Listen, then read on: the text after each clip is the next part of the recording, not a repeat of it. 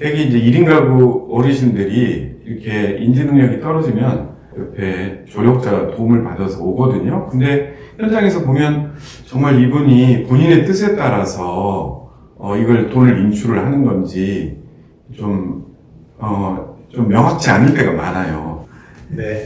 그 고객 관점에서 보면 지금 1인 가구를 말씀 주셨는데 1인 가구도 이제 한 70대 후반이신 그러한 세대를 사신 분들도 계시고 예. 요새 이제 진입하는 소위 액티브 시니어라고 하는 베이비 부모 세대도 있는데 네. 현장에서 많이 보시니까 좀 차이점이나 가능성에서 뭐 희망이 보이시나요? 네, 저는 이제 정말 1인 가구의 이제 비중이 높아지긴 했는데, 제가 주로 만나는 분들은 정말 1인 가구의 스펙은 뭐 너무 잘 아시겠지만 다양하지 않습니까? 30대 1인 가구도 있고, 50대 1인 가구도 있고, 70, 80대 1인 가구도 있는데, 뭐 이제 통계적으로 가장 많은 이제 고령층의 1인 가구를 자산 관리 측면과 뭐 상속 목적 때문에 많이 이제 뵙게 되는데요. 이분들 걱정은 이제 처음에는 뭔가 1인 가구 계신 분들은 뭔가 이렇게 도와주겠다라고 하면 아무래도 좀 보호하는, 스스로 보호해야 된다는 생각 때문에 경계하고 했던 게 제가 느껴졌거든요. 근데 요즘에는 이제 언론이나 1인 가구에 대한 여러 가지 신탁 재산 관리 보호 장치, 그 다음에 케어, 이런 것들이 이제 같이 이렇게 산발적으로 정보를 좀 들으시면서 저희가 이제 말씀드리는 이런 게 통합적인 케어, 상속에 대한 어떤 도움자, 서포터, 이런 것들에 대해서 받아들이시고 이해하시는 것 같아요. 그래서 뭐 금년에 이제 뭐 세브란스하고 뭐 그다음에 또 다른 이제 병원들 이렇게 기부하는 것들이 확실히 좀 작년하고는 다르게 늘어나고 있습니다. 예.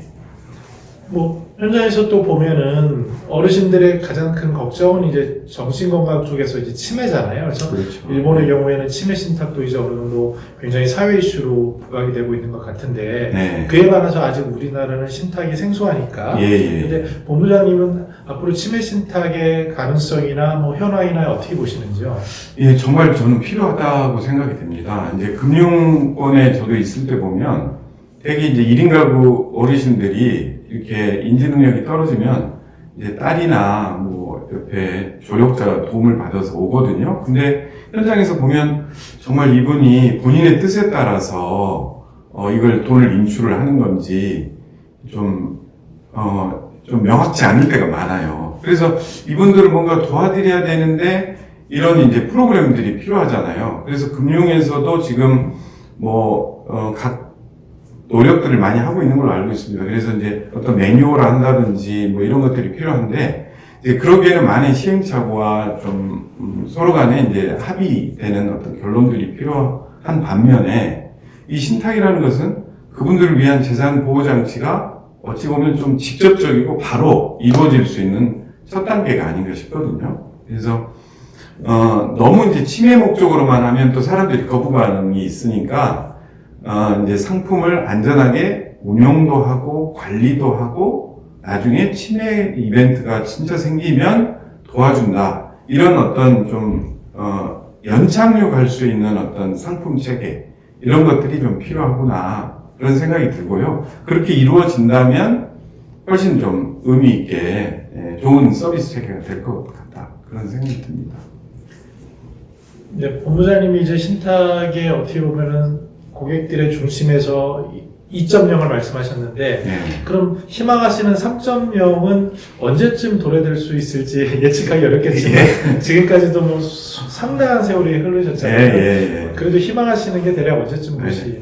저는 사실 이제 이 업무를 한 지가 은행에서 막 시작을 상품 최초로 런칭을 해서 한 지가 이제 15년 정도 됐는데 생각보다는 빨리 온 것 같아요. 이제 저도 이제 50 후반인데, 이게 한 70 정도 돼야 이런 때가 오지 않을까라고 생각했는데, 생각보다 빨리 온 것 같아요. 우리 고령화 속도가 빨라지듯이. 근데 이제 그 3.0의 어떤 좀 더 제도적인 개선, 그러니까 누구나 좀 더 쉽게 요양병원을 가더라도 내가 뭐 근처에 있는 은행을 가든 로펌을 가든 혹은 이런 전문 기관을 가서 내가 이런 문제를 논의할 수 있는 것은 아마 입법화는 내년, 내후년부터 바로 이루어질 거고 굉장히 발빠른 그런 비즈니스의 작은 어떤 시도들이 가시적으로 우리 초고령사에 들어가는 2025년, 26년이면 저는 나오지 않을까 이렇게 생각하고 저도 작은 좀 미랄이 되려고 노력하고 있습니다. 이제 미국의 경우를 보면은 네. 최근에 보신 퍼펙트 케어 같은 걸 보면은 네네. 뭐 비즈니스가 어디까지 악용될 수 있는지의 가능성이 나타나고 있잖아요. 맞아요. 예. 근데 이제 우리는 아직 뭐 그거 전혀 생각할 단계도 아니지만 예, 예. 혹시 그런 건 언제든지 있을 수 있기 때문에 네. 그거를 막기 위한 방어장치도 본부장님 나름 지금 이렇게 준비하시는 걸로 알고 있는데 네네. 어떤 게 중요하다고 보시나요? 맞습니다. 저도 영화 그 퍼펙트 케어 참 그런 일이 일어날 수 있겠구나 생각을 했는데 너무 치밀한 거죠. 전문가들이 모여가지고 정말 이 어르신을 케어해야 되는데 그 재산을 갈취하는 그런 이제 사고가 우리도 생겨나지 말란 법이 없겠죠. 그런데 이제 이런 그런 문제들을 방지를 하려면 어떤 공공적 영역에서도 감시의 기능들이 있어야 될 것 같아요. 조금 더 구체적으로 좀 아주 강론적이긴 하지만 우리가 신탁이라는 것은 하나의 이렇게 이 재단을 만드는 그런 시스템이에요. 근데 결국 이제 어떤 주변인, 전문가라고 하는 주변인들, 뭐 후견 전문가들, 의료 케어 전문가들이 모여서 이분의 재산을 결국 빼돌리려고 할 때 단순히 수탁자로서 커버하기 어려운 여러 가지 시스템들, 한계들이 있거든요. 근데 이 신탁 제도에는 공공 영역에서의 신탁 관리인 제도, 그 다음에 신탁 보호자 제도라는 게 있어요. 우리에게 또 생소하거든요. 마치 재단이나 회사의 감사 같은 그런 역할이에요. 근데 이걸 이제 공공적 영역에서 지금 노력들이 전문가들 사이에서 나오고 있거든요. 그래서 어떤 하나의 이제 그 기능적인 플러스로 공공 영역에서의 그 어떤 50 플러스, 오히려 이제 퇴직한 50 플러스, 60 플러스의 그 사람들이 여기에 대한 감시자 역할을 하면서 서로 상호구조가 되는 그런 견제 시스템이 된다면 조금 더 이런 문제는 해결해 갈 수 있지 않을까 하는 아이디어 측면에서 생각해 봅니다. 네, 말씀 주셨다시피 그 현실적으로는 이제 후견인 제도를 요새 뭐 봉사 차원에서 할 수 있겠지만 실효는 굉장히 떨어지겠지만요. 네. 근데 이제 50 플러스 당사자 입장에서 보면 이제 두 가지 관심이 있는 것 같습니다. 하나는 이제 이쪽에 관심 있는 비즈니스를 하고 싶은 사람들이 네. 일본의 경우를 보면은 전문 상담사가 늘어나니까 네. 뭐 마치 보험의 성장처럼요. 네. 그쪽을 준비하는 그런 분들도 있을 수 있고 네. 또는 자기가 이제 그 종사자로서 특히 금융 종사자들이 굉장히 많은데 네. 여기에 대해서 미리 선제적으로 취업이나 준비를 하기 위한 이런 준비가 필요할 거라고 느껴지는데요. 예. 이런 이제 50 플러스 당사자들 입장에서 네. 본부장님이라면 지금 이렇게 벌써 15년을 쭉 신탁 1.0을 만들고 2.0을 바라보시는 관점에서 예. 어느 정도 준비를 하면 분명히 블루오션일 건데 네. 어떤 준비와 어떤 조언을 해주실 수 있을까요? 예. 이제 사실 더 아까 앞서 말씀해 주신 질문에 더 조금 사회적으로 결합된 시스템이라면 이제 후견인 제도와 결국 자산의 관리를 할 수 있는 트러스트가 두 가지가 양립돼서 결합된 서비스가 사실은 안전한 방법이겠죠. 그리고 앞서 말씀드린 대로 이 자산의 관리 방법도 트러스티가 결국 후견인의 요구를 커버할 수 있는 뭔가 좀 더 감시할 수 있는 별도의 감시자 역할도 제가 이제 공공 영역에서 이제 뭐 말씀을 드렸는데요.